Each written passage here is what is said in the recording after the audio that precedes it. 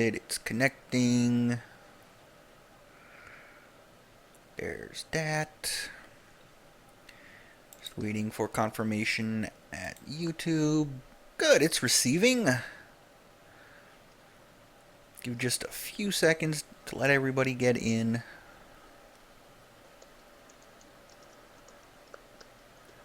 Alright. Hello and welcome to Gilmore's Glorious Gossip, a show dedicated to Critical Role over on Geek and Sundry's Twitch channel. Welcome to everyone joining us live. Don't worry if you can't stay, we are posting this on Monday as we always do. Eternal thanks to Akuma Mika at EmmaFrost91 for our logo. This week features 5 more amazing artists. The art you're seeing now is done by Void Smoker, at Void Smoker over on Twitter. Later you'll be seeing pieces by Lars, at Lars McNugget. A piece by Jess, at My2K, over on Twitter. Not a resident Jess, but a wonderful individual nonetheless. A piece by Christian Dobbins, at C_Dobbins. And finally, because I forgot to put this specific one in the notes, I apologize for that, so I'm grabbing all of that right now.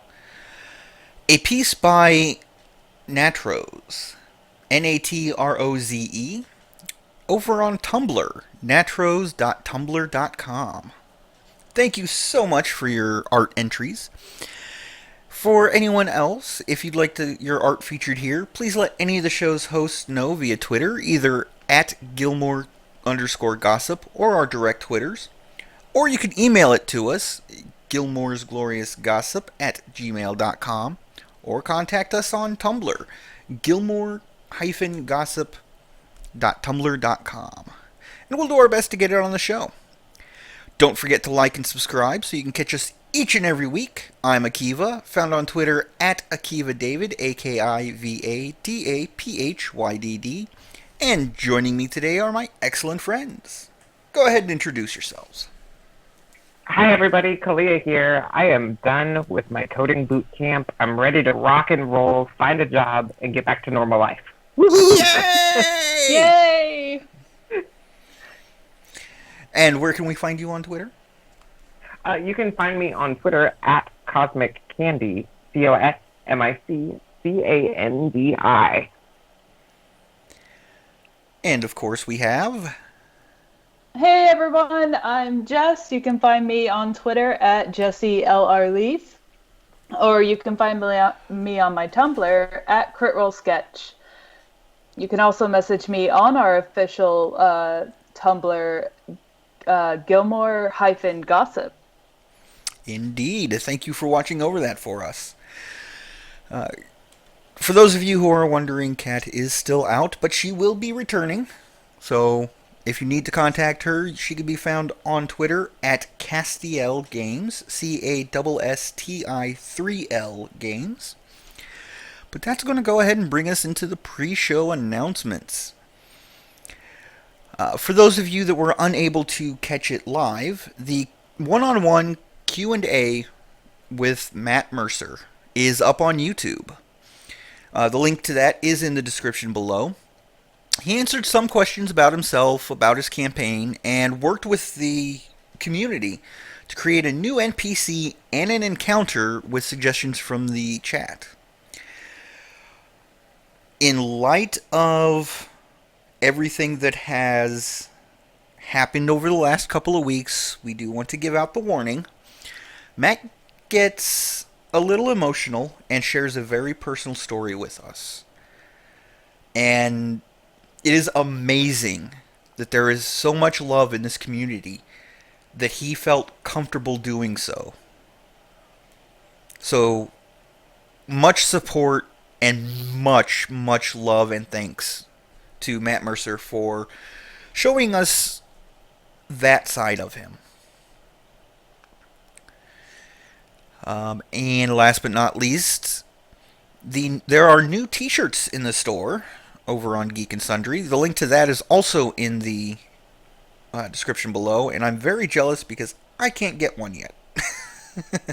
The Sorry, t-shirt, Akiva. that's okay. The t-shirts are still available. Hopefully, they will be available on Monday when this goes live, and I get paid. So, we shall see. The Dragon Rune in the chat is asking, who saw the Deaf game with Taliesin and Matt? I did not hear about that. It's actually Dread. They did Tower of Dread. I did Oh, not see it, but I saw something on Twitter talking about it. Apparently, it was pretty epic. That's I have cool. yet to see it. I'm going to see it after I finish this podcast. You know, I would love to see a group of, if you will, pardon me for putting it this way, I would like to see a group of disabled players playing D&D, and I want that to be published, or not published, but posted somewhere on the internet to show how inclusive D&D really is. And I'm sorry this is off topic, but Dragon Rune, or my misreading Dragon Rune's message, got me thinking about that real quick. I've actually thought about, because I am fluent in sign language, I've actually thought about trying to run a game in sign. It would be something epic and amazing, to be sure. Absolutely. I know there is. Keep going. No, go ahead. I know there is somebody actually in the Geek and Sundry cast of characters named Sam. I don't know their full name, but she's wheelchair bound and always plays RPGs with everybody, especially in Doctor Who. She's also in Vast now. So go check her out. I will try and find her Twitter handle for all of you. She's really awesome. They are really awesome. Yes. So, all that. And then an impromptu announcement. This month has been a really heavy one for a lot of people. So we have kind of overlooked something that we said at towards the beginning of the month, and we apologize for that. But this month is April Laura month. So if you have not done so, there's still a few days. Throw some love to Laura. Let her know how much we love her. She's a great cast member, and she does a lot for the community as well. So spread that love. Draw Vex to your heart's content. Yes. Or just talking in an English accent, darling. That's true. I do that every Sunday whenever I play my D&D game. My character is very much based off of Vex's personality. Nice. Because of the nature of last week's Gilmore's Glorious Gossip, we're not doing any comments this week. But we will bring that back next week. Don't worry. The Talks Machina for this week, from our Talks Machina moments, that was focused on Liam's one-shot. There are a lot of good questions that were asked. And we just want to reiterate something that I saw on there. Liam said that there were things that when he lost his family member, he had not said that he wished he had. So this ending to the game, or to the one shot, was his way of saying those things. There was no, nothing negative about it, nothing to be worried about. It was just his way of saying those things. So if you want to see, everything that was said around that one shot, go right ahead and go. You can see that on Geek and Sundry's YouTube channel or their Twitch channel if you are subscribed. But But there's not going to be a Tox Machina episode this coming week. Ashley and Brian are going on vacation. More power to them. I believe Ashley said that it was their first vacation as a couple. Yeah, They're going to Mexico. Don't drink the water. I say that in a joking manner. It's really not a joke. Yeah, Don't drink the water. Yeah. So no Tox Machina this coming week, but we look for them to return in 2 weeks, and we are just so happy that Laura. Well, we're definitely happy Laura's on the show, but we're happy Ashley is back as well. So, but that's going to very quickly bring us into episode 95. So yeah, we pick up, and it's 1 year later, and they do a quick recap / information dump type thing of what the characters have been doing over the last year. There was a little bit of discussion on where they should start and how they should go around the table and all that. So they just started with Travis, worked their way down and around.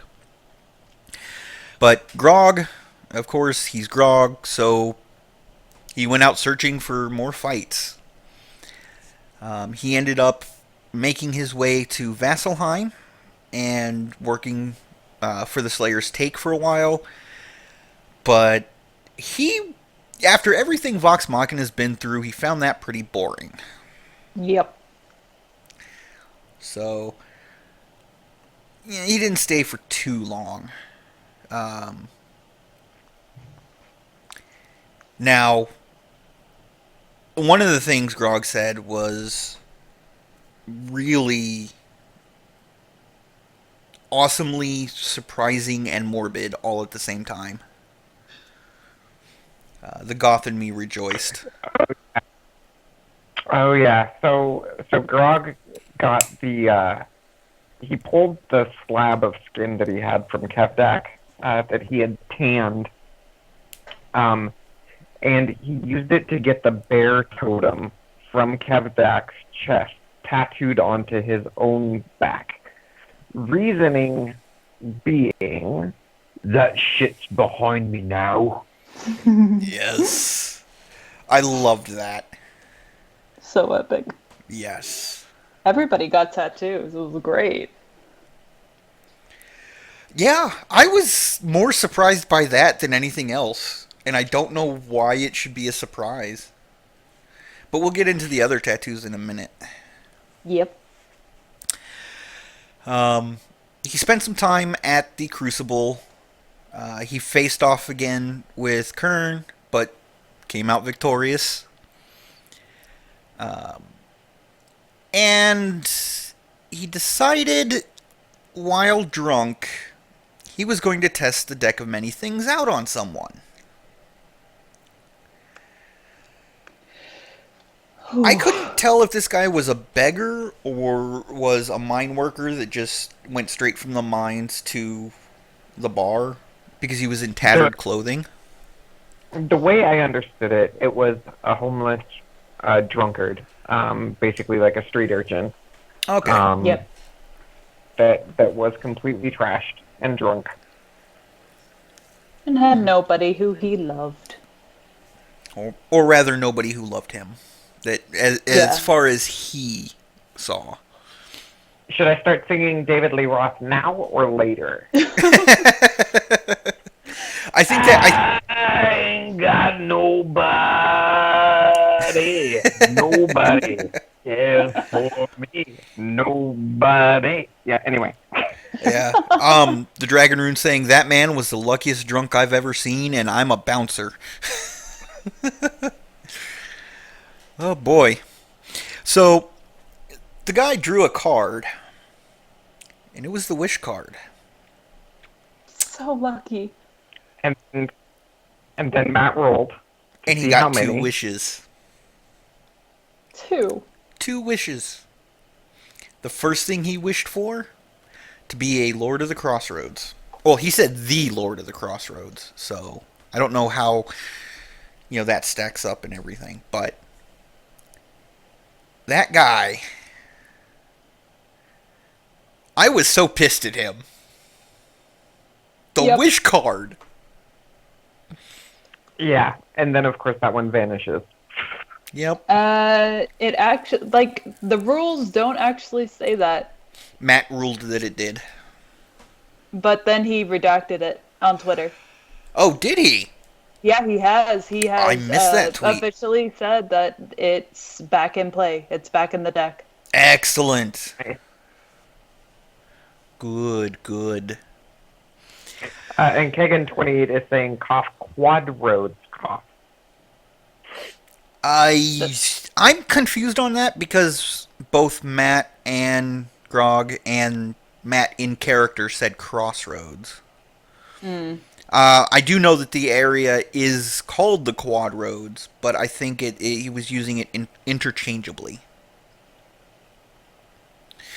Yeah, as PJ Smith said, the character did say a powerful lord of the crossroads.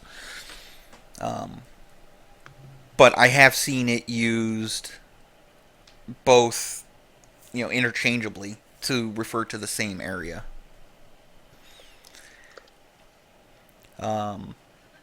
So yeah, Grog now thinks that the deck is a source of just amazing things. I was really glad he decided to wait until he was with Pike because I was biting my nails that entire time while Travis was contemplating whether or not to stay in character. Yeah, Everybody in this was. Oh yeah, had he stayed in character, he would have drawn. Yep. But you're right. The scene was so much better when he talked to Pike about it. We'll get to that later, though. Well, in just a few seconds, actually, because now we're moving into Pike. Pike went with Grog to Vasselheim, and trained with him a bit, and got her level up to par with the rest of the party. So she's now level 16. Yep. And in the course of her training, she attained the rank second under Grog at the Crucible. There is some great art out there that Tess drew, and in fact, you can just go to Critical Role's Twitter, and they have art for all of the major scenes that occurred over this time period that Absolutely. A lot of the fan artists have drawn, and it's amazing. Yeah, Jeff, you had mentioned that on Skype, the piece that Tess drew, and I found it like yesterday or the day before. Well, I guess yesterday. And oh my god, I was laughing so hard. I stood there probably for a good minute to 2 minutes or something just staring at it. The awesomeness that was Pike is amazing. Yes.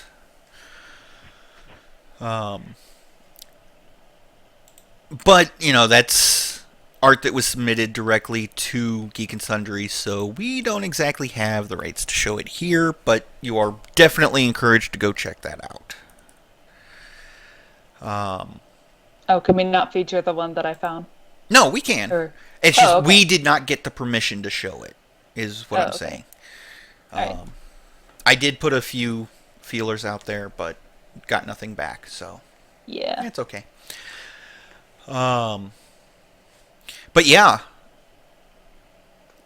there was a lot of calls for Pike to face off against Grog. They got into the ring, they shook hands, and they walked away. No. They're buddies. It was monsters. Yes. Oh, that is Kevon in the chat reminds me something that I forgot to mention about Grog. He visited the nymph, brought her a present. That's right. Yeah, brought her a present, a nice huge ruby, and had asked her about the werewolves.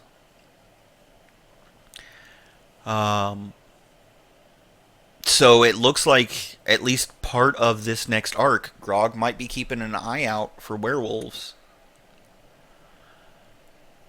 That's cool. Yes. I can't wait to see Grog turn into a werewolf at some point down the line. Matt's gonna have to decide how to play that because 90% of the time it's you're a werewolf. Give me your character sheet. Right. Here's what you're doing.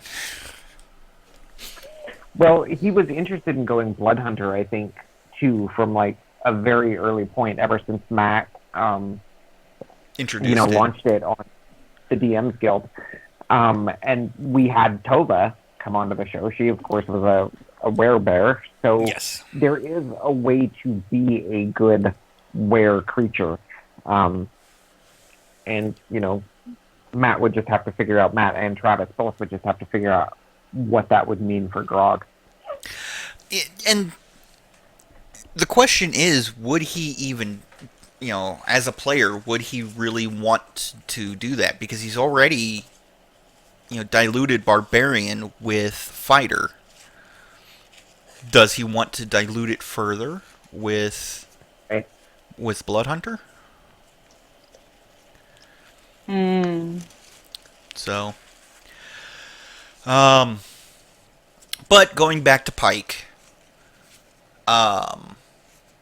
so as part of the leveling up process, she got another feat, and from what Matt and Ashley were talking about, it looks to me like she took the skills feat from the Unearthed Arcana. The skills feat gives you a +1 to any single skill, plus proficiency. If you're already proficient, it gives you expertise in that skill. So it looked like, from the way it was used in game, it looked like she put that into her either I don't remember if it was deception or why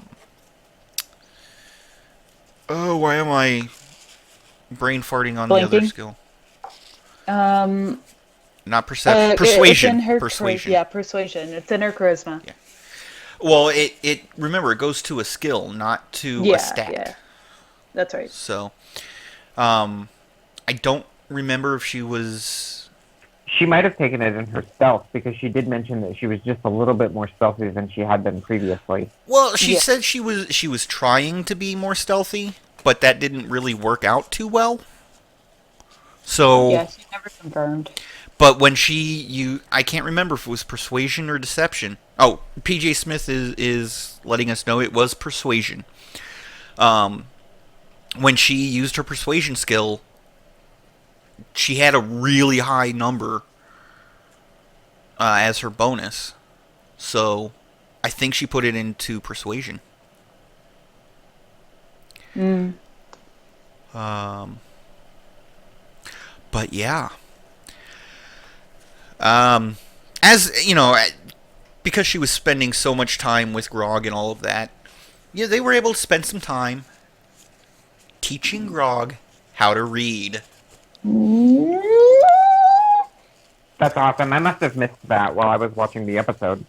It was a real short mention, but Grog can now read up to 5-letter words and short sentences. And he has to...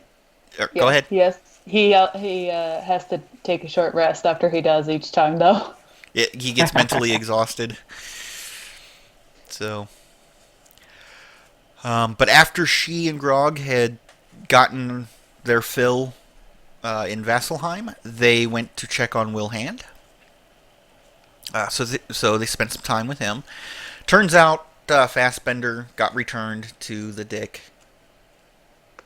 He actually wasn't even left with Wilhand. They made a mistake. He was left with Carrick. Yep. True, but but the guy still got him back. Yeah, the circlet still went back to the guy. So, and of course, Pike sent some money to her family because, she still feels that family obligation. which we'll get into later. Yup. Ugh. I And then, like this last one just because of the epic pun, I oh think. yes, So so much fun. the entire group, well, not the entire group, but most of the group, decided to start a bakery in Whitestone, and they called it the Slayer's Cake. Oh, so happy.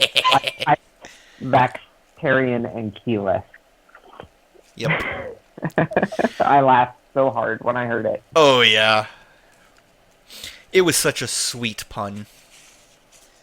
Oh, just the greatest thing because you don't expect that to happen. Like you think you know what they're going to be doing, and then they insert some totally random thing that they've done.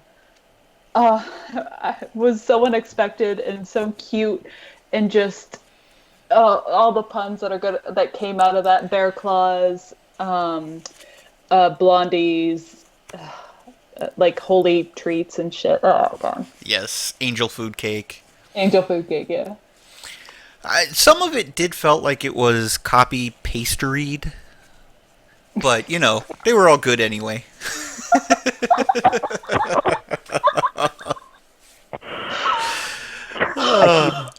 Pull you apart. Say again. I'm going to pull you apart. Well, Oh, God. if you think you can, send them on.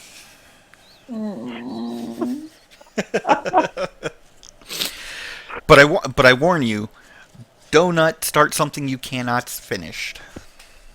I'm Before gonna too have long- to, Akiba, you're gonna be toast. man. I'm gonna have to knead out this tension between the both of you like bread. A good one, Jess.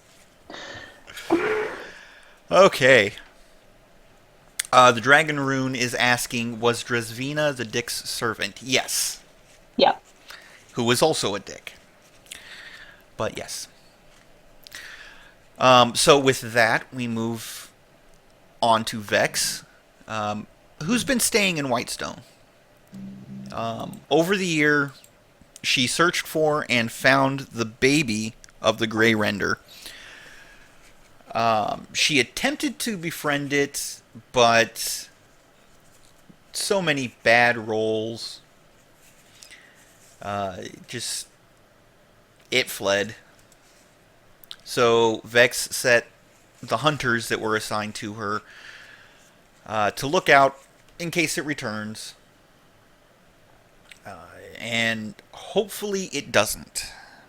Yep. I'm hoping it goes deep enough into the woods that it does not become an issue for the town. If it does, honestly, it'll be a pretty easy task to hunt it down again. But Now, one thing that didn't get mentioned within our notes here is that Vex actually, along with Percy, built up the city guard of Whitestone as well as the Grey Hunt themselves. oh yeah, I was just getting to that actually. So yeah, Vex had built up the Rangers that are called the Grey Hunt to patrol the forests of Whitestone. Yep. So that's primarily where the hunters that work for her came from. We'll get to Percy's little bit of the guard in just a moment. But Vex also had her house built, complete with a garden sanctuary for Trinkets and a few other animals. So Trinkets got his little playground. But because Tyrion really didn't have a place to stay, she allowed him to move into her house. He has his own room. Get your minds out of the gutters, guys. I mean, it is Polymachina, but Tyrion's not there yet. No. You still can't look at Trish. Very true. But the two, seem to have become pretty good friends.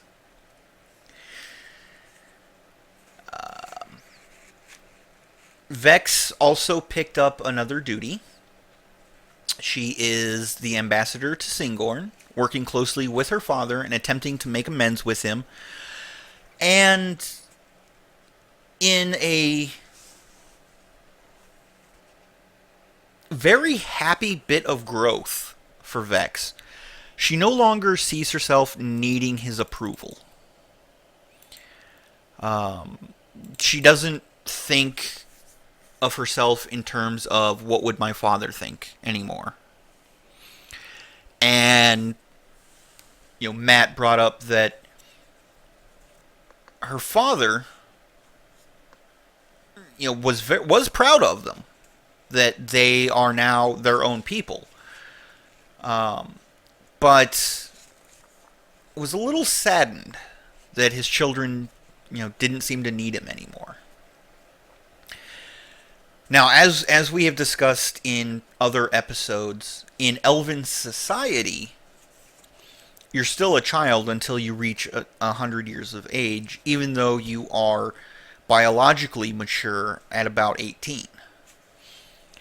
So I can't help but wonder if a part of his sadness comes from him coming to realize, to internally realize and accept that his children aren't full elves. Yeah.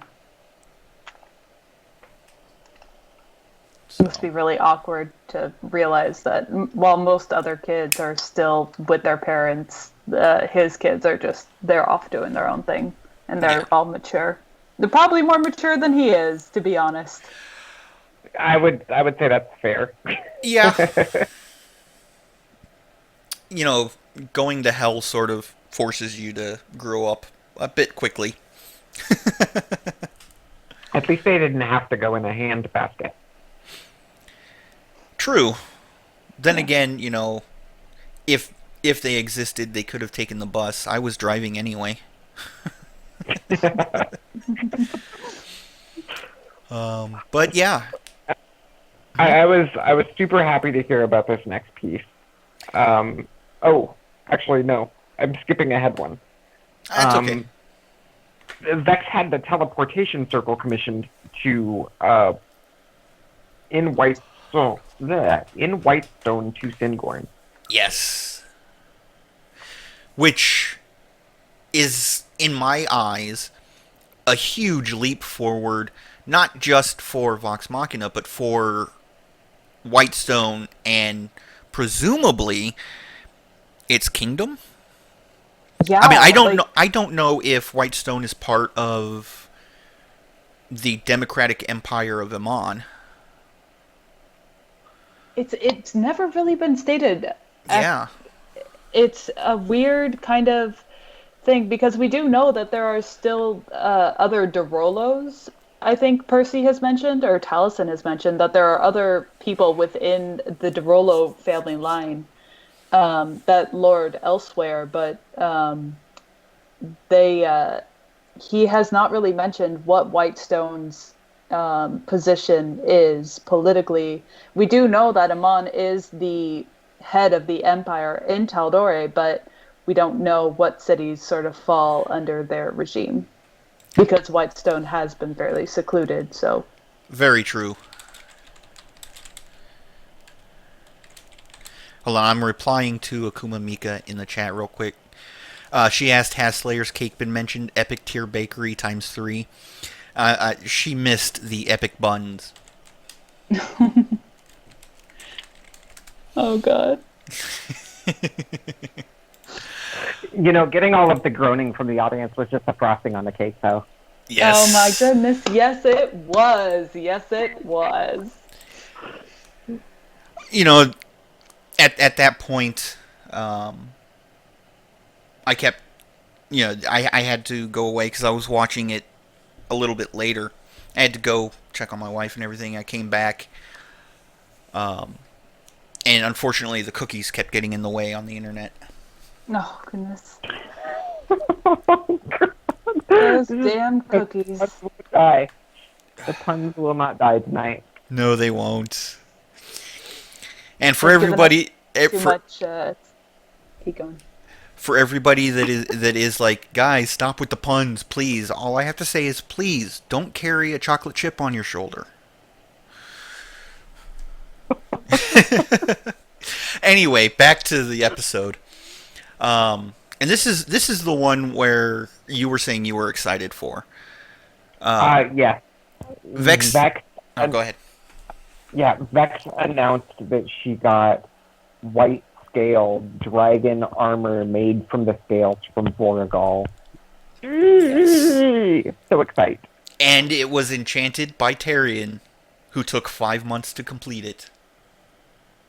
Mm-hmm. Oh, I wish you had shown the artwork that I found for that one first. Well, that's okay. We'll get to it next, I believe. Is that a spa day one, Jessica? Yes, I found it. I was so happy to get permission. It was the greatest. Yes. Yeah, it was hilarious. And last but not least, Vex and Vax spent time building up Vex's library and traveling about to other libraries to find more information on Orcus and the Raven Queen. So, I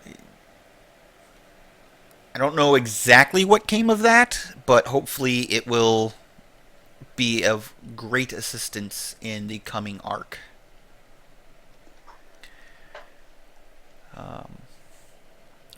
So, we move on to Vax, who Liam says was basically doing a Zephyra and chill. He got to know Corin a bit better, hopefully gaining at least some measure of approval, rather than just the, I don't know you, you're dating my daughter, I need to be protective. But he and Keyleth now have tattoos. And Jess, if you want to throw out your recommendation. Oh, go look at Kendra's art for it. And there are also, I think, Sketching Sparrow has also drawn her iteration of the tattoos on Critical Role's Twitter page. So the designs are just really, really cool. Yes. Go check out at Critical Role over on Twitter. All the big artists in the community really jumped on the tattoo bandwagon. Vax's tattoo is the antlers on his right arm. And Keyleth's tattoo design is a representation of the mantle of leadership she wears. Because the official mantle, a little heavy to be wearing all the time, especially with all the travel they ended up doing, going to some tropical areas and the fire Ashari and all of that, just way too hot to wear. Vax isn't constantly wearing the Raven Queen's armor anymore because, they've been at peace for a year, so he's been able to take it off, get it properly cleaned. Keyleth made some oils and such to take care of it so he doesn't smell anymore. Manscaping. Yes. Keyleth helped him with his manscaping. So many things I could say about that, but this is a family-friendly show. Let's leave it alone. Yes. But he keeps it sealed in a trapped box under his bed when he doesn't need it. He did go to Vasselheim and spent some time at the Raven's Queen Temple to learn about his duties as champion. And he was also given some, for lack of a better term, low-level tasks to perform as an official of the Raven Queen's Temple. Primarily being present and giving last rites at funerals held for important figures within the city.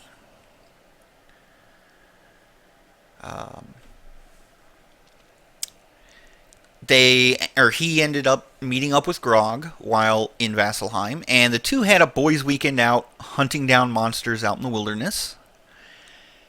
And wherever he is, he's been trying his best to uphold his duties and keeping vigil over the dead in Zephyra, even though the way they go about their burials is quite different from anything he's used to. Which makes a lot of sense because, druids are all about the cycle of life, or birth, life, death, rebirth sort of thing, continuing the cycle of nature. So, it fits within the Raven Queen having some knowledge of it, but it is very unique among the denizens of Tal'Dorei and most other worlds as well. One thing that I'm not seeing on here is that Vax had also started a temple to the Raven Queen there in Zephyra as well. Yeah. Sorry, Yes. I didn't put that in. He mentioned himself that he had spilled a lot of his own blood to put into the temple. Yes. To create the pool for the Raven Queen. So I thought that was kind of cool. Yes. Yeah, that I feel was part of his duties. But at the same time, that is an important thing to note, because even amongst the druids, or especially amongst the druids, having a temple that's not dedicated to Melora or to nature itself is very rare. Yup. So the fact that he was able to get permission to do so is awesome.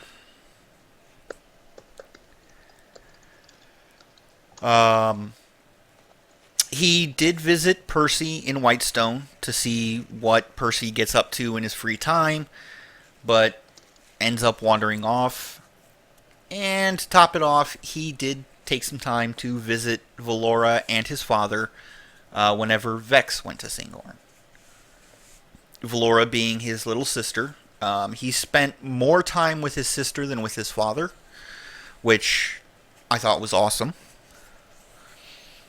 It did keep with the, you didn't care about us, I don't care about you. Valora, on the other hand. So.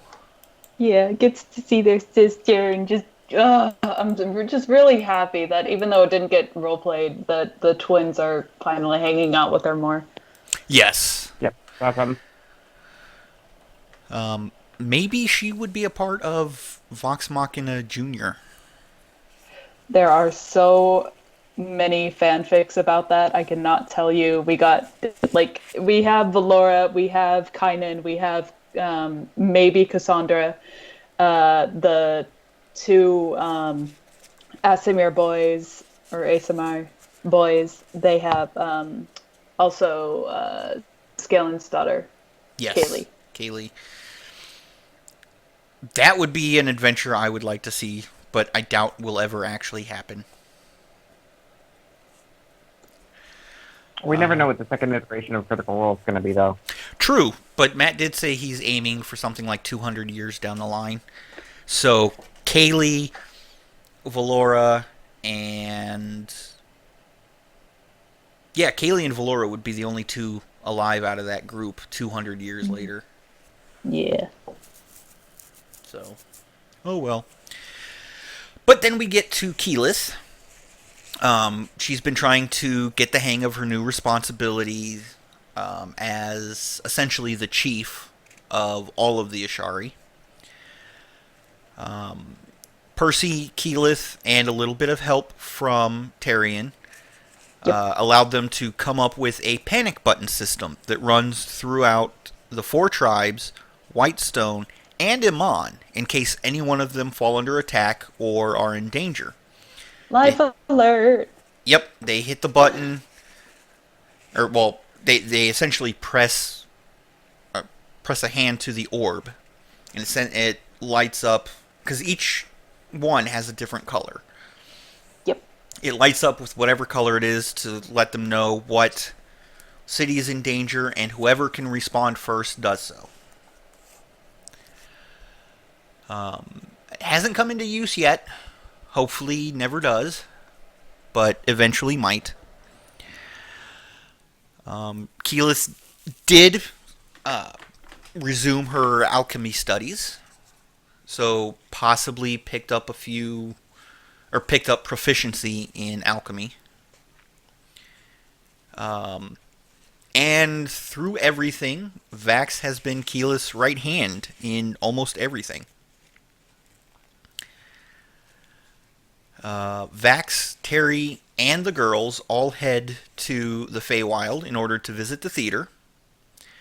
I don't remember what the exact name of the theater was. Because Go. apparently, there were a lot of people on Twitter saying that it's an actual place within the Feywild that has like stats and is considered to be really dangerous for a party to go in. Oh yes, it does have stats and some prominent NPCs that are tied to the location. The problem is it's been so long since I've played in that area that I don't remember what it's called. So I apologize for that. Okay. But they transform themselves into various animals in order to sneak into and out of the building. But with different spirits all around, they watched an amazing performance. And after they got back, they talked to Percy about it, and he was like, "You guys are very lucky to have gotten out, because that place is a trap that would have kept them there for all eternity, either forcing them to be actors or forcing them to be audience." It was the Royal Troop of the Unseelie Court, says Felice. Yep. Yes, that's what Percy called it, but that's not the name of it. Okay. That's the name of the actual actors, the Unseelie Court actors. They work for the Unseelie Queen. Okay. Yeah, which is the dark side of the Feywild, basically. Which is actually kind of an interesting take, because in actual mythology, the Unseelie Court was often more fair. Not necessarily, pretty, because the Unseelie Court is made up of the creatures that either embrace the dark, as in the night, not as an evil. But they're not very beautiful looking creatures, but they often treat mortals a little more fairly than the Seelie Court does.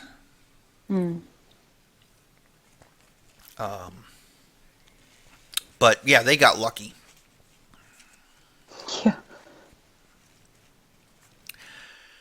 Which, speaking of Percival, he's had the least amount of quote-unquote vacation time, because in Talison's words, the last few years have been a vacation for Percy. That's right, yeah. And, of course, Percy was a little upset that he couldn't go to the Feywild with them. But he told everyone when they got back that they would have to draw everything. So. But while he was back home in Whitestone, he's been taking up his royal duties, helping Cassandra, giving her a little bit of a break. He created and trained an elite rifle group that he wanted to call the Whitestone Musketeers, but his sister turned the idea No down. darling. No darling. Yes. Turned it down, and it's just the Whitestone Rifle Company.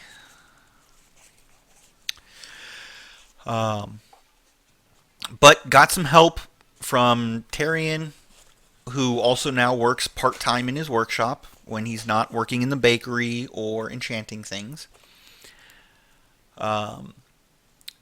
So he was able to automate the supply of ammunition for Whitestone's armory and for his own guns. He improved upon his weapons, got diplomacy working a little more reliably, and he gained an actual sword for himself with the Whitestone crest in it. I think Tyrion enchanted that as well, but I don't remember specifically. We'll see when Yeah, he I don't actually uses either. it. Say again? Kalia? Here. I think your Bluetooth is starting to die. I said I don't recall either. Oh, okay. But, in addition to all of that, he's been making improvements to the city, creating lights for the castle that won't go out if magic is suddenly sucked away by the orb. The way I think he said, or he mentioned, the way he talked about it, it was that when the orb took the magic out of the castle itself, they would flick on. So they would know if the orb was getting stronger. He did start the construction of pipes throughout the city to heat the roadways so that they aren't mired in snow and mud in the winter. And also will heat select homes and businesses within the city. Which is really cool, and it's becoming the Whitestone with all of its new allies and its new bustling businesses, and it's quickly becoming the steampunk version. Oh, absolutely. Of Alexandria. Absolutely. When he was talking about the steam pipes and all of that he was putting through the city, I got an image from Final Fantasy VI. I don't know if anyone has played that, but Nope. in the opening game, the town where you start at is very steampunk, and that's what I imagine Whitestone turning into. Yep.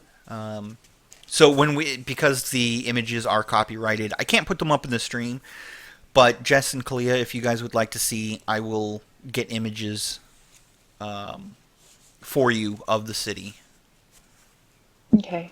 And show you what popped into my head when he was saying that. But Percy and Vex do make time to go hunting together as often as they can, which is very sweet of Percy to do. And last but not least, he tried to make glasses, kept rolling ones and twos, and realized you can't really make glasses if you need glasses to see, unless you have glasses. And of course he didn't. So he had Tyrion make them. And there was a little bit of humorous aside as Taliesin was trying to insist on white gold, and everybody was saying, no, they're rose gold. So my headcanon is they're rose gold, and every time he puts them on, he gives a little sigh of, let's try and get this over with as quickly as possible so I can put these away. Oh gosh, he just doesn't match the aesthetic that is Percival. Very true. And last, but certainly not least, now that I've actually grown to like the character, Tyrion. He has a new set of friends now, several new jobs to take up. He's been keeping very busy. But I think the thing that I was most excited for Terry, Dodie 2.0. Yeah. Harry. Yes. He can speak Terry. now. Well, sort of. He can only say Terry. But, of course, Sam being Sam, he uses that to great comedic effect. He has the Vox Machina crest imprinted on its chest. Behind that crest is a waterproof compartment for Terry's book. He has equipped it with a set of boots of elven kind to assist with stealth. And in his left arm, in the palm of his hand, there is a circle, a hole.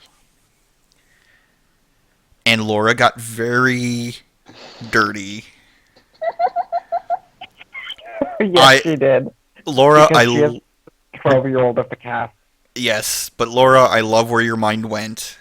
That's not what it's used for, but I love where your mind went. It appears that he has put a gun of some sort in Dodie 2.0's left arm. And it takes a short rest to load. So it only gets one shot. In the right arm, he did design a mechanism for a purpose that we may or may not get to see. We will find out. And here's the art you were lamenting wasn't up when we were talking about Vex's armor, Jess. Yay! Oh, also, Felice Domnes has been pointing out to me consistently in the chat that I had forgotten to mention that Kevdak's skull was made into a mug for Grog. Yes, we forgot to mention that. Added some metal bits. Sorry about that. I got it. But yes. We were trying to work it in. We were trying to find a nice, smooth place to transition it in.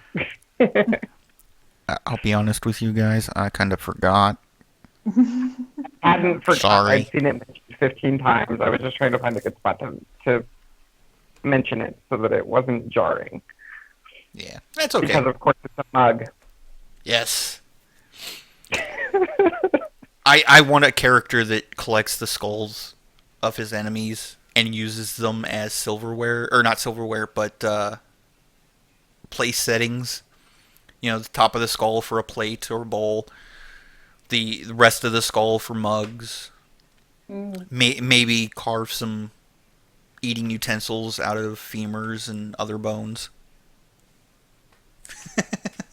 Well then. Yeah, you can tell I'm a green dragon.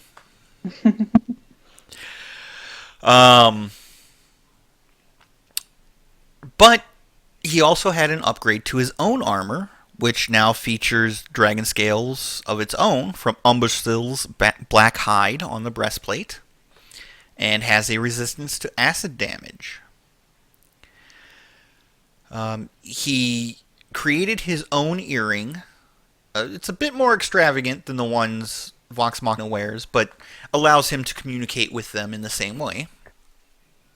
I loved the way that he demonstrated his earring dangling, and then he's like, he has to play with it in order to get it to work. Mm-hmm. Got to angle your head just so correctly so you get a signal. Yes. And then, since he's living in the house with Vex, he snuck into her room, examined the broom, and made one of his own. That bastard. So sneaky. But it's awesome now because now,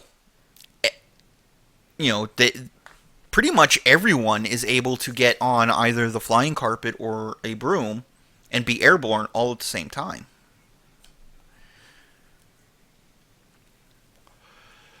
So Yeah. a lot more mobility for the party.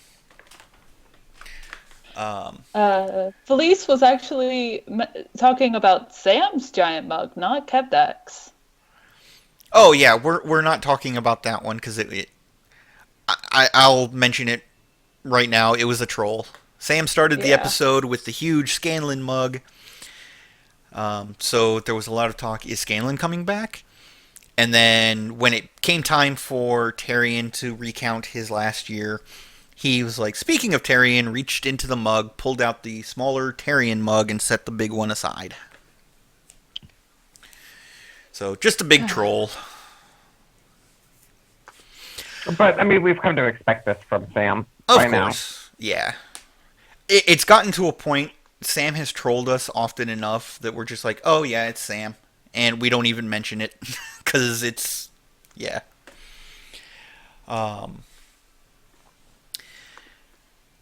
But he's actually gotten about half of his book done at this point. Which, if he's going to stay with the party throughout the next arc, makes me wonder how he can tell it's half done. Oh, or, yeah. Or is Sam giving us a little hint in both the mug and the book that he's not planning on keeping Tyrion around? Maybe. I don't know. I mean, Sam's Sam. He's just going to do whatever the heck he wants, and it's going to be a surprise anyway. It will, and it'll be great.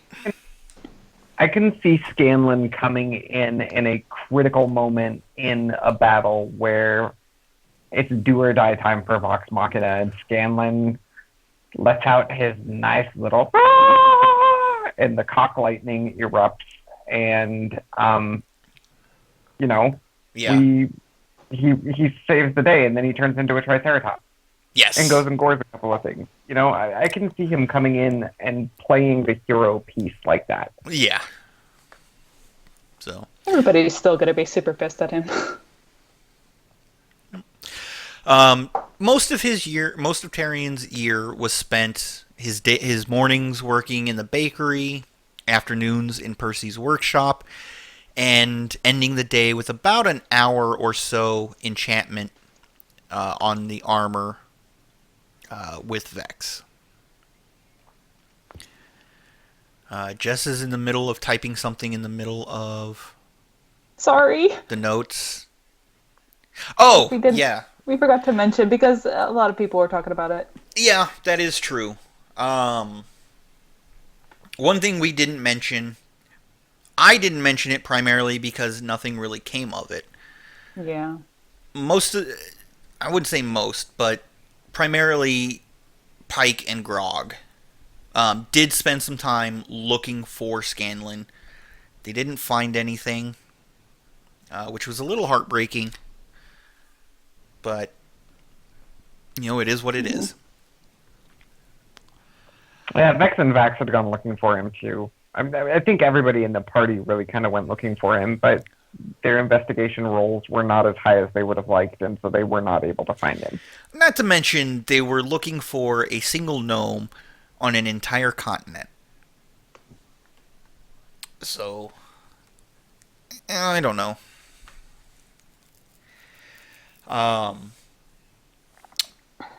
But most of that was what happened in the first 5 months leading up to Winter's Crest Festival in Whitestone.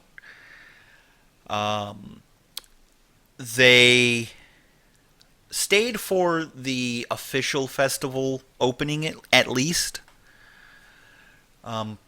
But during that time, Percy and Keyleth paid a visit to our favorite jeweler, Senokir, in the Fireplane. Yes. Welcome. Can I help you?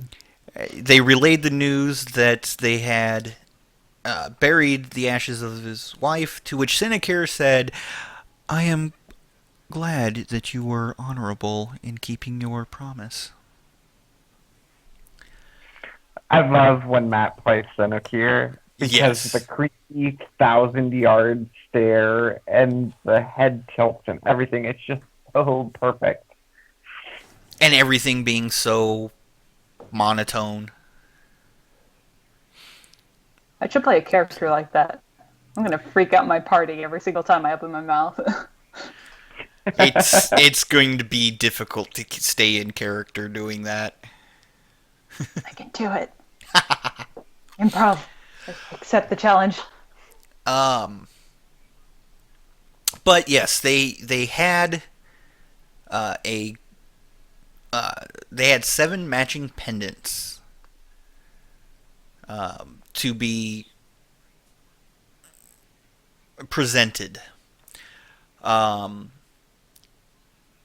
6 of the pendants had the Vox Machina crest and 5 dragon scales surrounding the pendants, uh, symbolizing the essentially the defeat of the conclave. And those that were there for the defeat of the conclave had the dragon scales. One did not, and instead had a stylized type of background. And they were presented to the members of Vox Machina at the Wintercrest official opening festival ceremony thing. Each has been individualized and are only to be worn by Vox Machina, so that if anyone would need to identify who the other was, they could look at the pendant and they would know. Did anybody else get kind of a sinking feeling with that? Oh, hey, let's make ourselves real big targets for anybody that would wish us harm. Well, I think it's more of a let's let those who wish us harm realize that we've been around and we've seen some shit. So unless they think they are really hard, let them see that and say, not somebody we want to mess with. We'll go off this way. Keep the riffraff out of the fight, so to speak.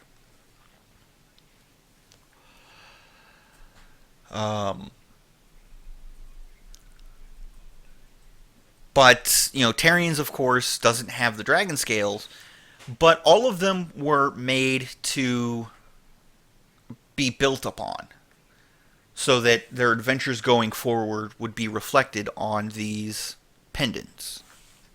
It's their version of the Pandora bracelet. Pretty much. Yeah. So they got presented at the celebration ball on Winter's Crest in order to officially welcome Vex as the Grand Mistress of the Grey Hunt. Everyone was in fancy clothing, except Grog, who just wore his pointy helmet, Percy's glasses, Percy's ascot, and before it was pointed out, nothing else. And when it was pointed out, he said, well, I always have the loincloth on, so...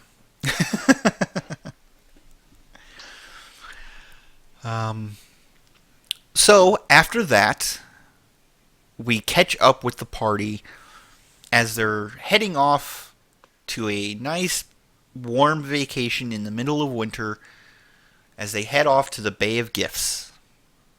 Gifts? Gifts? It is not peanut butter.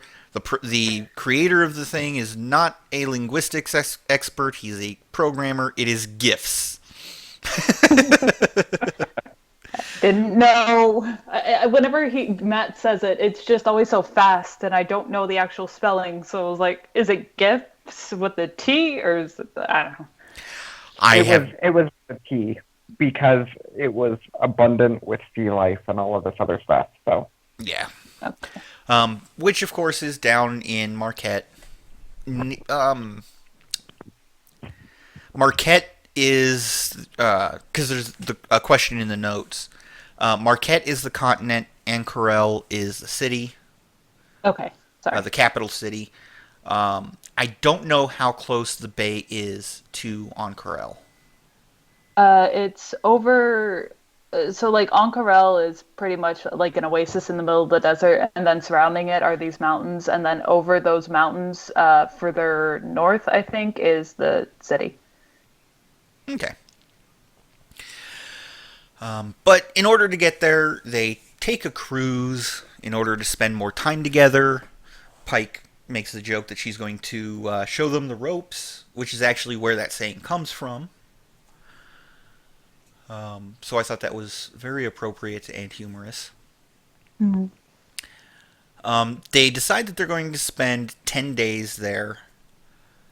And the first day is spent on the beach for the beach episode. They go swim, or they get their rooms, and this is where Pike gets gets to use her persuasion, and everyone marvels at, holy cow, you're becoming the quasi-Scanlan of the group as far as face goes. Yeah, she rolled like, what, a 31 or 32 total for that? Yeah. I did the math, it was a 30 even, but she said 31. But yeah, she rolled well.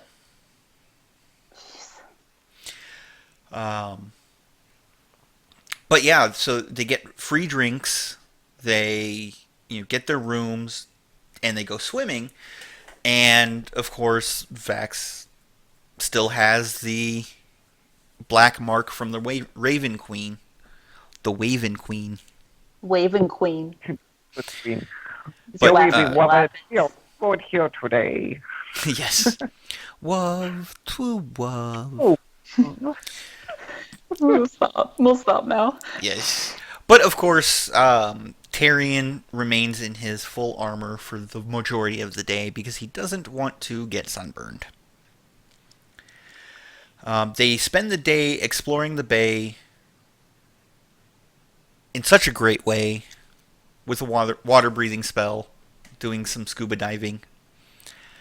A little bit later, Grog and Tyrion build sandcastles. And of course,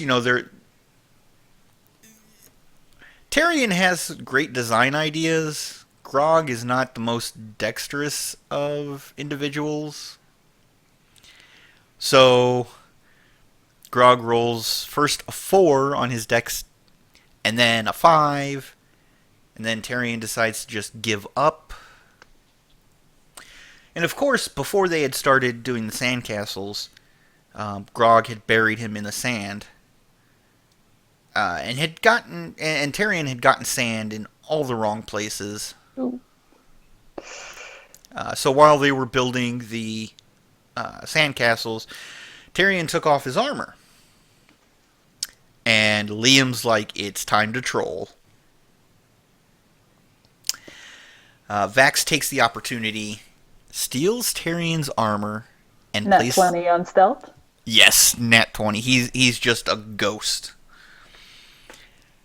He takes the armor, and he puts it in Percy's room.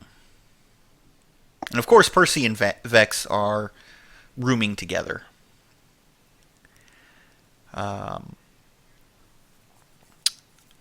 But a little bit later, when Tyrion is looking for his armor, he tells Terry that Percy has taken the armor, convincing him that the gunslinger has played a prank. Terry uses a chime of opening to open the door, to which the rest of the cast is like, "Our savior has arrived!" Correct me if I'm wrong, but that only has like several charges, doesn't it? Per day, they do recharge. Oh, they do recharge. Okay. Yes. I thought they faded from existence after a while. Depending on which chime he has. Oh, there are multiple. There are two types. One that will regain charges, and one that is a crappy version that does not regain charges. Okay. But he didn't clarify, so. And presumably, as an artificer, he can make them. So even if it is just the cheap, crappy version that goes away after a while, he can just make another. He sees his armor in Vex and Percy's room and decides he wants some revenge. So he pulls a patch off of his cloak and summons 2 mastiffs and tells them to go wild, do as they wish. He spreads kibble around the room and then closes them in. If you guys haven't seen the episode yet, I'm going to implore you to watch Liam throughout this entire section because Liam Yes. is beside himself. He is laughing so hard, and you can see the grin spread across his face when he realizes that he drops the rock in the pond and it's creating ripples throughout the entire party. And it was amazing to watch Liam just like he was a light throughout this entire thing. Yes. Like, this worked out better than he ever thought it would.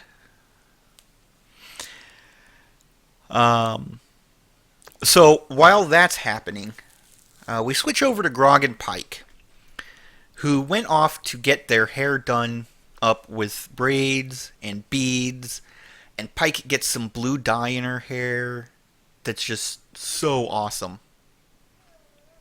So badass. I wonder how long it lasts because they did say like after their vacation they took a couple weeks more to break. I just wonder how long that's gonna last in her hair. I'm hoping that, one of the unsaid things that happened is that Pike is maintaining it, working with Keyleth or Vex or both to make sure that she has the fruits or dyes on hand to keep it up. I hope so. Because the image in my mind is just so badass. Sorry, I didn't do this in the notes after. No, that's okay. So, after the day of fun and everything, they're getting back to their rooms, and Percy and Vex get to their room, and they see what has happened. And Vex flies off the parentheses broom handle. She does. She is livid.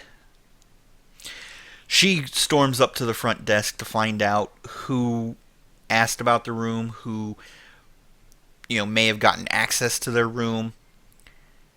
And, of course, the concierge, not wanting to further piss off an already pissed customer, tells her straight up that it was Vax.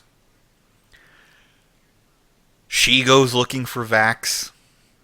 She first gets Grog, though. Well, yeah, she goes to Grog first, thinking it was him, and of course he doesn't know what's going on. Then she goes to the concierge. From there, she goes to Vax. X the Jester in chat said that Vex goes thermonuclear, which is the perfect way to describe it. Yes. Laura was just livid. Yes. As the Dragon Rune says, Vex went into a frenzied rage. She goes to Vax, and she demands to know what happened. What he did. I don't know what you're talking about. And of course, aside from the initial putting the armor in the room, Vax doesn't know about what Tyrion did. So, he is honest about, I don't know what happened. He does throw, when Laura does say, I want to insight check him, he does throw a deception because he knows that whatever she's talking about is because of him putting Tyrion's armor in there. He just doesn't know the details. So, from there, he's trying to get his pants on, and Vex 6 trinket on him. And so he starts running. And he thinks he's home free. He's about to get outside to the sand. And Trinket tackles him and sits on him. Vex, realizing that Vax doesn't realize what the specifics that she's talking about, goes to ask around again. And while she's off investigating, she tells Trinket, go ahead and use the bathroom on him. And of course, Vax being Vax, he's like, whatever. Does Vex give you chocolates? No, I do. I cuddle with you. I make you pretty. You're fine. And he reaches up and scratches behind Trinket's ear and jaw. And of course, that's when Trinket relaxes enough to go. But he doesn't even care. He said that he went out into the ocean to wash off right away anyway. Yeah, after that happened, yeah. But of course, Vex finally makes it to Tarion. I should say, while the confrontation between Vex and Vax was going on, Percy pulls Keyleth aside to start cleaning up and stuff. Jules and that one to talk to the dogs, and they go off running down the hall at the exact same time.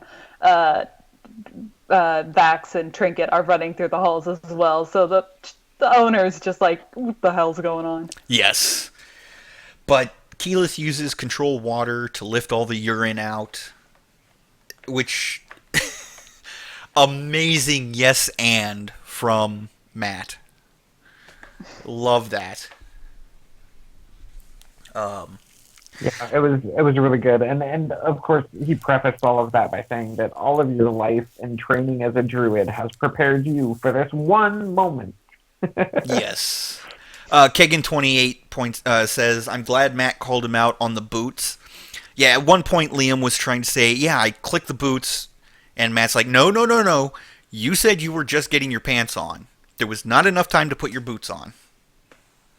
So Liam was like all in an uproar about improv in this episode. Like even Marisha was saying, well, Liam was saying that it's improv, so yeah, I have jerky too.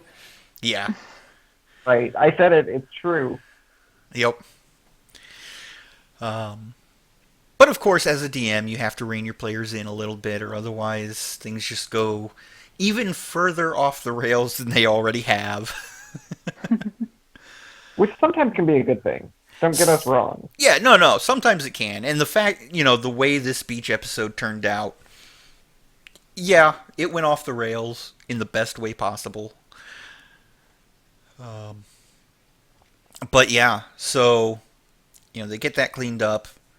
And Vex talks to Tarion. And, that's when everything comes to life. Or comes to light, rather. And Tarion says, you've taught me a lot today, Vex. But not about the human heart. So there's going to be some revenge trolls between Tarion and Vax in the coming future. I can see it. Gonna be great. Didn't Terry give Vax something? And like Taliesin and Marisha's reactions to reading it were just appalled.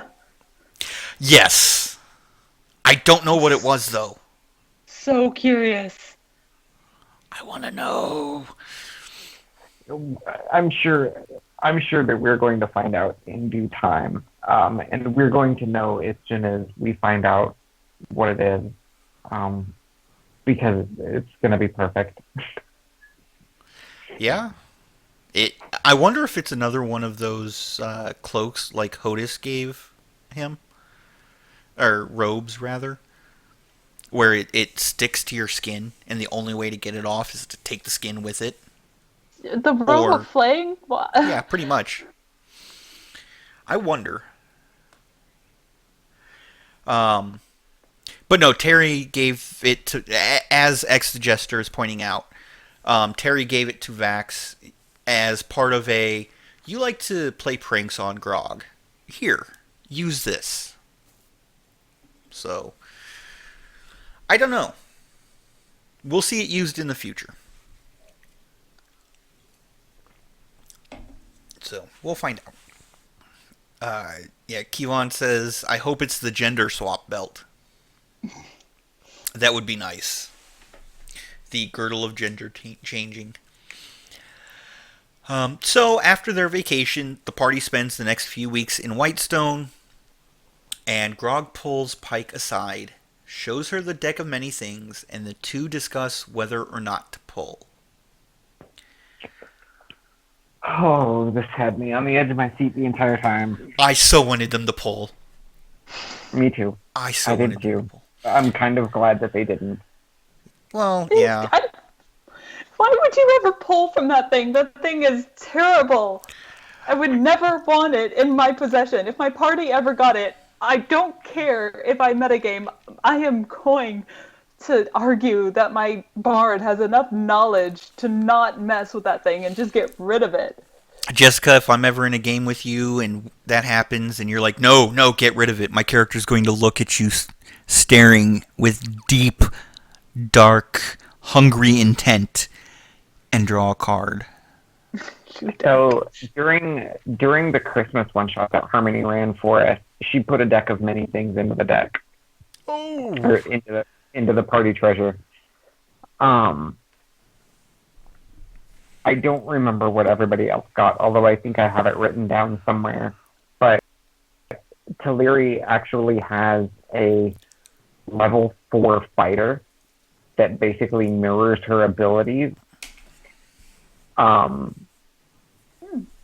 That will fight alongside her, obey her commands and stuff. It looks almost exactly like her. It's basically, she got like a complete clone of herself at level 4. She got a baby Taliri. Yep, it's awesome. Nice. But, in talking it over, they flip a coin to decide whether or not they're going to pull, and the results are no, they don't pull.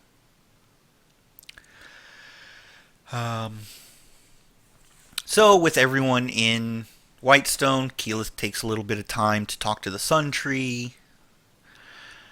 That was a very awkward conversation. It was, but at the same time, it was, very cool to see the Sundry again. And he actually asked how she was doing this time. Yeah. It's always been a one-way thing where she's asking the questions. He asked the question this time. They've got an actual friendship going now. Game mechanics that got reversed, and I was really happy because usually when you speak with Lance, it's always them telling you things, but this time the tree asked. So Pike is at the bakery, and a pale guard comes in and says, "We're looking for Pike." And when they find her, there's apparently some individuals at the border waiting for her. And then we get there. And we hear the gnome. And we're all waiting on the edge of our seats again. Yes. Travis was looking directly at Sam, and Sam was just like, "Oh, I don't know." Yeah.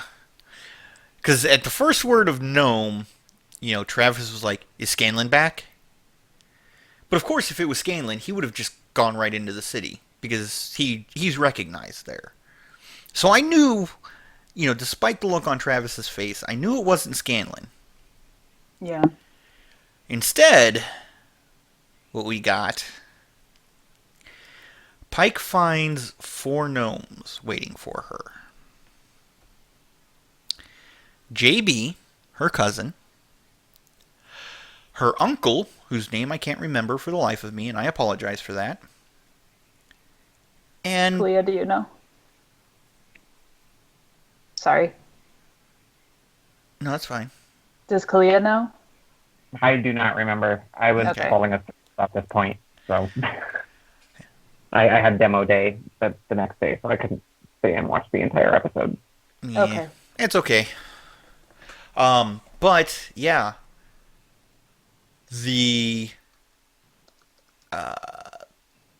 and 2 other members of the Trickfoot clan. Now, as Pike was heading out there, Keyleth saw her go by, and decided to follow along as a raven. All right, it's Uncle Ogden. Yes. Thank you. Uncle Ogden, JB.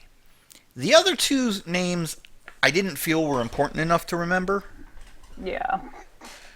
But I'm hopefully the chat will remind us anyway, because I know there are people out there who are interested. Yep. But the impression I got from Kegan is pointing out Johann and his wife Astra. So Johann and Astra were the other two. So Pike takes them to the bakery in order to keep them out of the castle for as long as possible before the other members of Vox Machina see them and get a beat on them.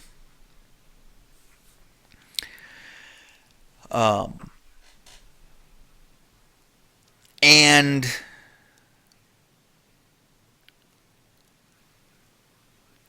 the impression that I got from the Trickfoots, and I was talking about this with Kalia earlier today, actually. Oh, thunderstorms are back in Kalia's area. It's okay. I like thunderstorms. Yeah, but I'm just hoping it doesn't interfere with your internet. Yeah, it should be good.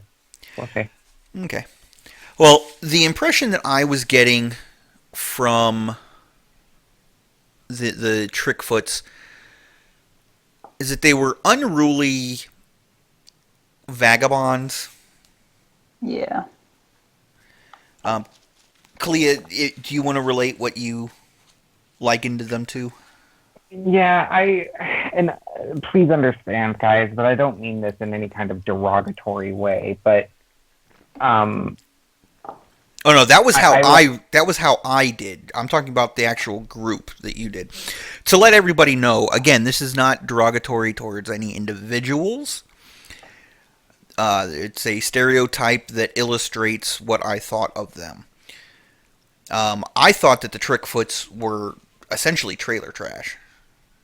And in my head, when I was hearing the description and everything, because they came in on a coach, if I'm remembering correctly, they had like a giant wagon and everything. I had kind of likened them to a Romani band, like a traveling band. Like, your exact words were the Vistani from Ravenloft. Well, yeah.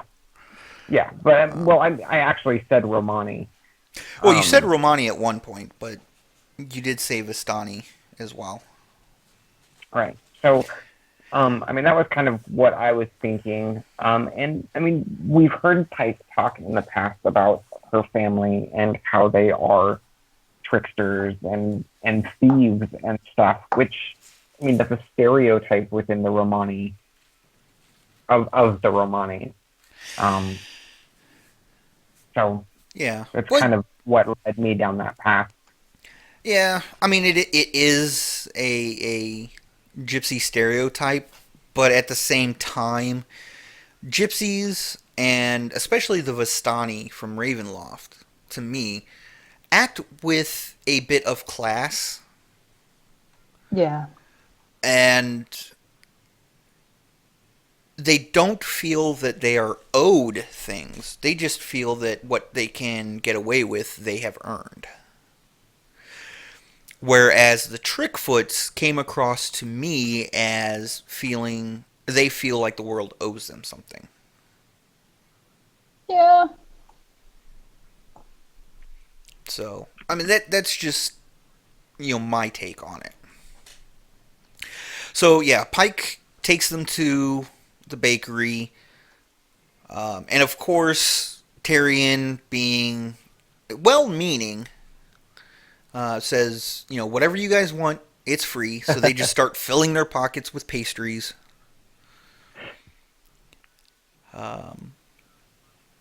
And, Pike goes and gets the others.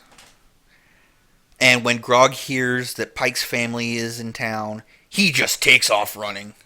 Gnomes! Yes. Um, Eventually, everyone gathers at the bakery, um, and essentially because Pike had sent them money, they decided to pay her a visit, both, you know, superficially to say thank you. My feeling was that their intent was to try to get more out of her. Yeah, that's what I thought too. Yeah. Um, I think my favorite scene out of that, though, was when Grog asked, "Can I have a hug from everyone?" So he had all the gnomes hugging him. JB just pats his shoulder because she doesn't like him because she's very, very hateful towards Grog Yeah. right off the bat. Well, JB sees Grog as the one that took Pike away from her. Because Yeah, in early in Pike's life, Pike and JB were pretty close. So when Grog entered the picture, when Wilhand was like, "Okay, Saren Ray is calling us away from this group. We need to straighten up our acts. Pike, why don't you come with me?" yeah, I, JB could sort of handle that because they were still Trickfoots, they were still gnomes, going off and doing what gnomes do. Then Grog came along, and Grog became Pike's new best friend. So JB got jealous. oh, JB, I felt, was the best of the four that came in. yeah. Definitely got more to tell in terms of backstory and just she's a much more interesting character than the others. Yeah, there's more to JB than meets the eye. Just like a transformer. More than meets the eye. Robots. Oh, robots in disguise? No, that was Yep. Dodie before he got destroyed. Terry. Terry. No, that's 2.0. Okay. So many robots to keep track of. But JB actually seemed humble. Yeah. Johann was a little haughty but aloof. And Astra, she may have married into the family name, but I feel like she's the embodiment of the family name. Yeah. Very conniving, obviously up to something. Um, And everybody was really, really on guard. Like Vex was even asking whether or not Uncle Ogden needed his cane because she thought that all of them were in on just presenting some sort of front in order to dissuade people from thinking that they were actually going to steal their shit. yeah. PJ Smith is asking, did they say Pike was a deep gnome? Because the males don't have hair, and deep gnomes, their skin is rock gray. Yeah, we had discussed this in previous episodes that we thought Pike was a deep gnome. And because, like, her character art, she's always drawn as a fair-skinned gnome. Yeah. And we were like, if she's actually a deep gnome, she should be basically gray. Well, yeah, but at the same time, at the very beginning, when Critical Role was just becoming, or just starting up, and they had the little background stories that they told as part of their intro, she is a deep gnome. Yeah. She is a deep But, gnome. but we How, also have to keep in mind, too, that they were playing Pathfinder before, like in the first couple years before they ever brought it over to Geek and Sundry. And then when they did bring it over to Geek and Sundry, that's when they switched over to 5th edition, well, they they which would change. they started in fourth edition, or they either started in Pathfinder, went to fourth edition, then went to fifth edition when they brought it to Geek and Sundry, I think they or stayed in. I thought they somewhere stayed in in there. Pathfinder until they brought it to Geek and Sundry, and then they switched it. No, Matt confirmed. It was either in his Q&A or in one of the Talks Muckin episodes, but he did confirm that they did play in an earlier edition. It was either 3.5 or 4. I think it was probably 3.5. Okay, so I know that Pathfinder was where they actually got into the nitty gritty of everything. Yeah, they ran a one shot, Yeah. the first one shot X in. X the Jester is saying it started off as fourth edition, then Yeah. moved to Pathfinder, and then went to fifth edition. But yeah, I mean Pathfinder and fourth edition were both in the pre-stream days. But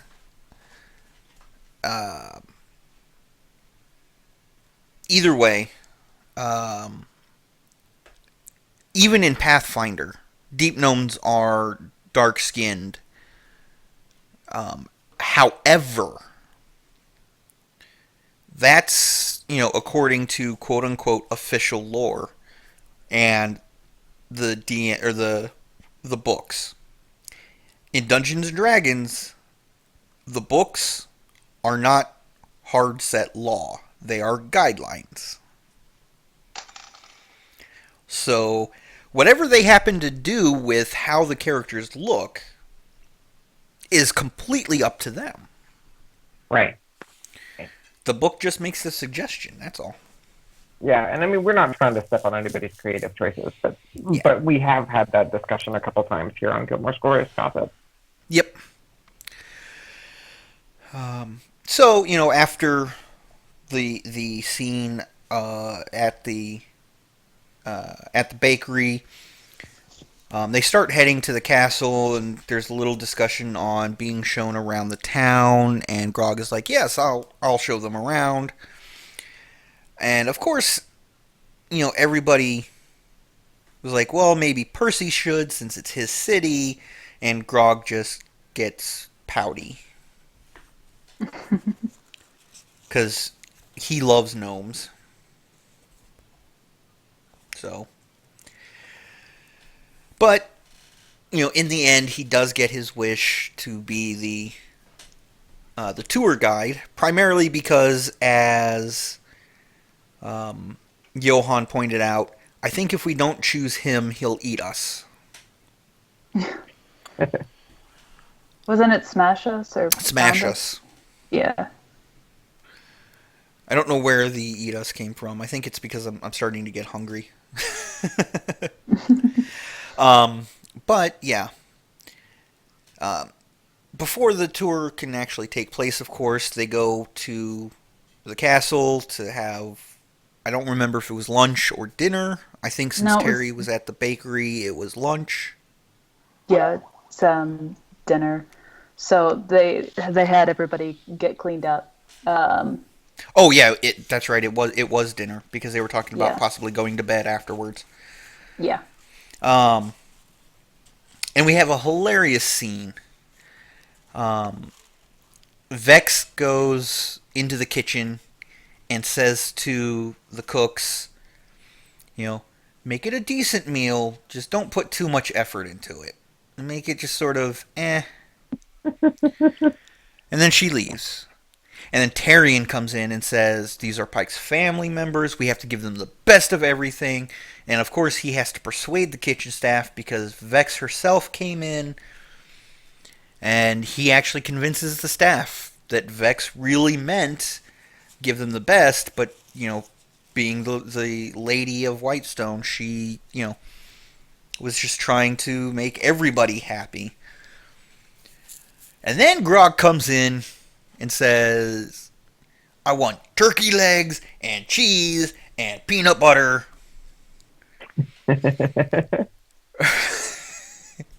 And so, of course, you know, Tyrion goes to, after hearing that Vex had said no, Tyrion goes to Vex, and Vex, of course, sort of puts him in his place. And then the dinner comes, and both Vex and Tyrion are like, "What?" It's just Yes, Grand hilarious. Poobah.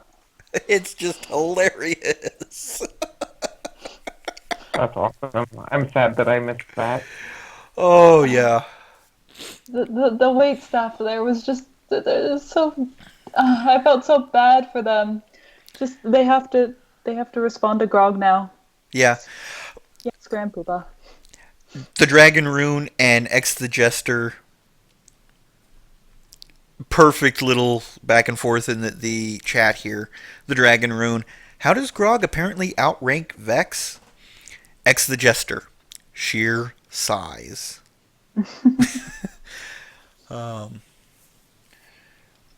But yeah, Dragon Rune is saying he didn't even roll. That is correct. He didn't roll, but again, sheer size. Yeah, I mean, Grog is not somebody that you want to have pissed at you for obvious reasons. Yeah. And Percy knows that if the kitchen staff has to choose between following Vex's request slash order and not getting ground into paste by Grog, they're going to choose to not get ground into paste. So, Grand Poobah is throwing his weight around. Now, did he actually, because I missed this part of the episode, did he actually claim his title, Grand Poobah, to doink of all of this and that? Yes. I think he did. Yeah, they didn't it's not officially stated, but the wait staff does recognize him as Grand Poobah. Yeah. As X Jester says in the chat, they responded with, "Yes, Grand Poobah." Okay, awesome. So, um, so dinner is going on, and Pike steps up to JB, who's been feeding Uncle Ogden, and lets JB eat on her own / go talk with Vex and hear some gossip and that sort of thing, and actually socialize. And she takes over feeding Uncle Ogden, and they start talking in Undercommon. Another thing that indicates that yes, they are deep gnomes, because deep gnomes know Undercommon. Vex and Terry also listen in on this. Yes, Vex through reading lips, and Tyrion because he's close enough to hear. And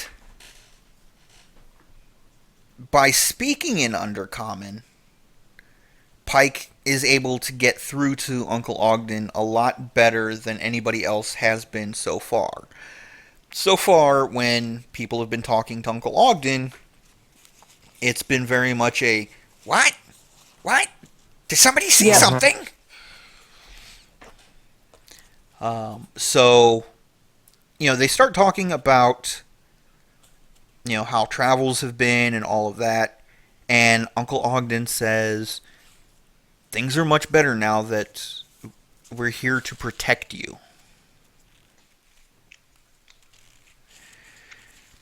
And that popped into my head. Oh my God, Pike is getting her a complete arc of her own.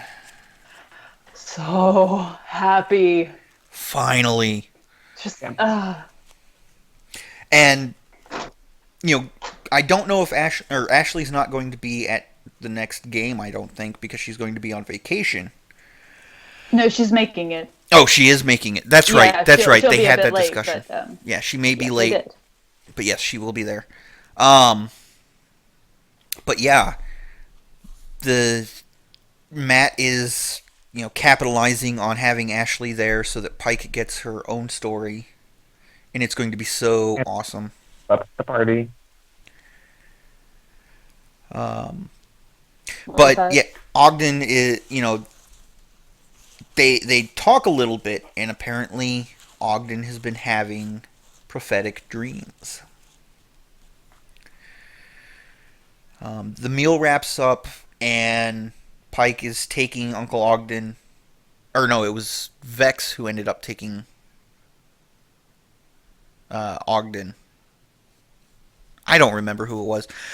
Yeah, it's The Vex. conversation continued a little bit between uh, Ogden and Vex about the dream itself. Unfortunately, things started getting loud at my house, so I couldn't hear the details of the dream. I have it. Okay. So Uncle Ogden was, I'm pretty sure he also let Pike know, but he let Vex in on a little bit more. But Pike knows the gist of the dream, in which he describes an angel of light getting swallowed by a creature of darkness with uh, beaming red eyes and a shadowed form. And Vex comes to find out after talking with Uncle Ogden that it's a part of the uh, bloodline curse that apparently the Trickfoots have, where a certain somebody had done another somebody wrong deep, much farther back in the Trickfoots' history, and every other generation or so, the one of the gnomes will succumb to the blood curse and die a horrible death. Oh boy.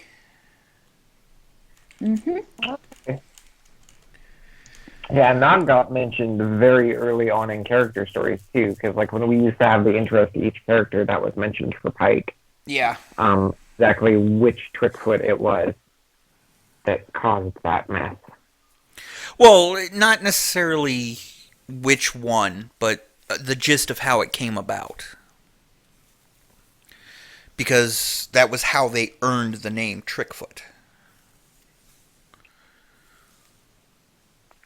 Yep. But yeah, so that was pretty much the end of the episode. I mean, there was a little more discussion where Grog would be the one actually giving the tour with Percy tagging along to make sure they didn't go somewhere they weren't supposed to, and to make sure that the information got relayed properly on what was actually what.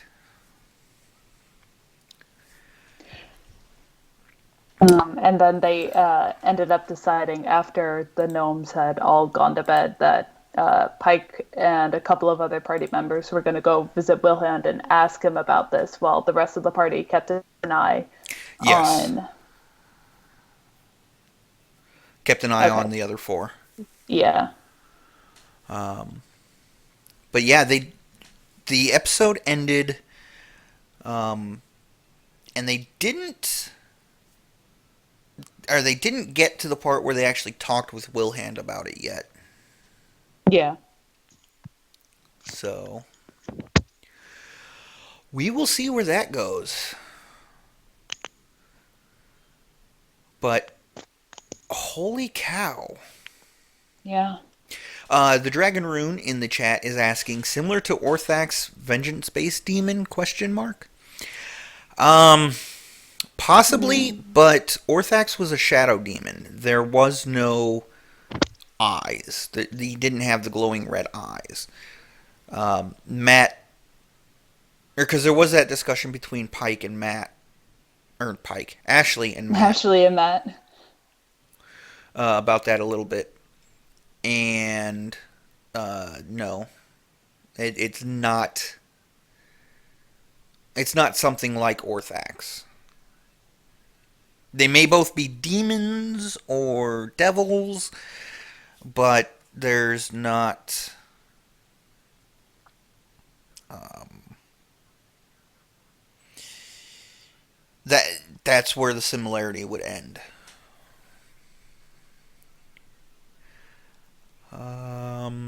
Akuma is saying, I thought the description sounded like Craven Edge from when Keyleth banished it to the void. Um, Eh, eh. yeah, maybe there are a lot of things that it could be. Like it could be a demon from hell, or not a demon, a devil from hell. Or a I'm demon getting from the my abyss. yeah, I'm getting my genres mixed up here. But it's too vague to know, and Pike's gonna have to do a lot more research in figuring out. So, but we will find out eventually. Unfortunately, we are coming, or we just hit the 2 hour mark. Well, 1 hour 55 minutes, and so we do need to wrap up. We, I was going to go over the Unearthed Arcana that Ashley pulled from for the skill feat, but Hmm. there's really not much to talk about there. It does exactly what we said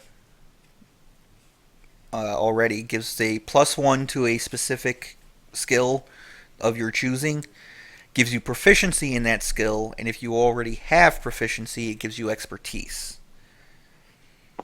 So, yeah, but in the end, Pike is now the persuasive one of the party. So that will bring us to the end of the episode. If you enjoyed the episode, click on that like button and subscribe to catch us each and every week. Send in any of your D&D questions to us using the hashtags DMs Corner. That's DMS Corner. If you want to submit art, please contact us via Twitter, either using our official at Gilmore _ gossip Twitter handle, or contacting us directly. I'm at Akiva David, AKIVADAPHYDD. I'm at Cosmic Candy, COSMICCANDI. You can find Cat at Castiel Games. That's CASSTI 3L Games. You can find me at Jessie LR Leaf on Twitter or at my Tumblr at Kurt Sketch. We hope you enjoyed, and until next week, kick back, relax, and enjoy your games. May all your hits be crits and have a nat 20 day, guys. Have a wonderful tabletop day, you guys, whatever's left of it, and I'll see you on the internet. Bye bye. Bye bye.